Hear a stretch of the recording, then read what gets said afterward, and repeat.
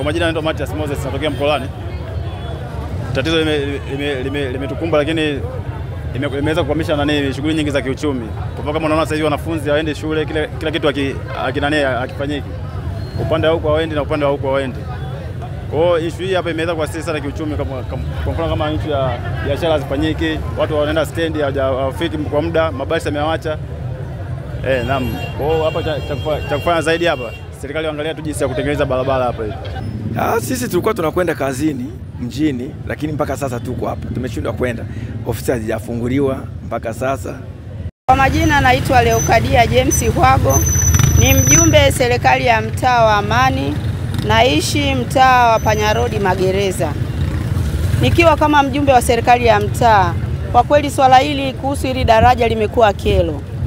Watu wanalipa kodi, lakini miundombinu imekuwa ni mibovu. Mkandarasi aliyopewa hili eneo ana miezi karibia 4 yuko anacheza na hili eneo. Na hili eneo limekuwa kero. Inafika hatua watu wanashindwa kwenda kazini, wengine wanashindwa kwenda mashuleni. Sisi wafanyabiashara tumeshindwa leo kuuza hata maziwa. Tunakosa pa kupita.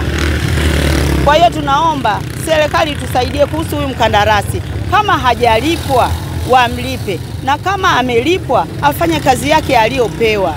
Miezi 4 yuko anacheza eneo hili. Kwa hiyo imekuwa kero sana. Ndugu waandishi wa habari, ni kwamba kama mnavyofahamu katika jiji la Mwanza na mkoa wa Mwanza kwa ujumla, kuna mvua kubwa ambazo zimeanza kunyesha, zina takriban siku 2. Na usiku wa kuamkia leo kumekuwa na mvua kubwa ambayo imenyesha. Na matokeo ya mvua hiyo ni kuvunja kwa hili daraja la Mkuyuni, daraja ambalo limekuwa korofi kwa muda mrefu, lakini sasa hivi liko katika matengenezo. Sasa udongo umeondolewa katika barabara hii kwa sababu ya kasi kubwa ya maji yaliyokuwa yakipita hapa na mafuriko kwenye hili daraja. Sasa jeshi la polisi baada ya kupata taarifa hizo tumeweza kufika hapa tangu alfajiri, baada ya hilo daraja kuwa limechukuliwa na maji, udongo wake umechukuliwa na maji na magari hawezi kupita, kwa ajili ya kuweka hali ya usalama kwa watu wanaotumia barabara. Sasa katika kufanya kazi hiyo tumeweza mpaka sasa kufanya njia hii ambayo ilikuwa haipitiki, sasa hivi inaweza kupitika vizuri, na tumeelekeza magari yanayotokea hiyo njia Shinyanga yakifika barabara hiyo ya Usagara, kwa hali ilivyo sasa ni vema wakakatisha hiyo barabara ya Usagara kwa ajili ya kuelekea Kisesa kwa ajili ya kuingia mjini.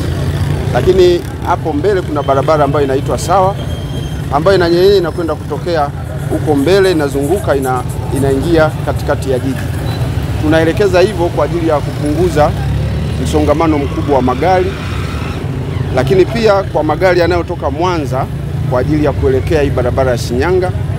Pia tumeelekeza magari hayo kutafuta njia nyingine pale katika ule mzunguko wa samaki warudi hiyo barabara ya kwenda Magu, waje watokezee hii barabara ya Usagara kwa ajili ya kuelekea kule Shinyanga.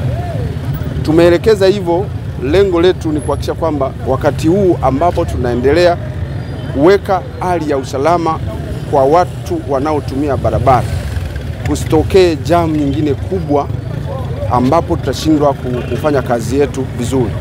Na kwa kufanya hivyo tumeweza kuwaruhusu watu wanaotembea kwa miguu kuweza kuvuka pande zote mbili kama ambavyo mmeona wanapita vizuri tu. Lakini pia tumeweza kuwaruhusu watu wanaoendesha bodaboda na bodaboda kwa ajili ya kupita. Hawa wanapita vizuri, kwa wanaweza kusaidia raia kuvuka kutoka upande mmoja kwenda upande mwingine. Mpaka sasa katika eneo hili hatujapata tukio lolote pengine la mtu kupoteza maisha au kujeruhiwa kwa namna yoyote na mafuriko haya.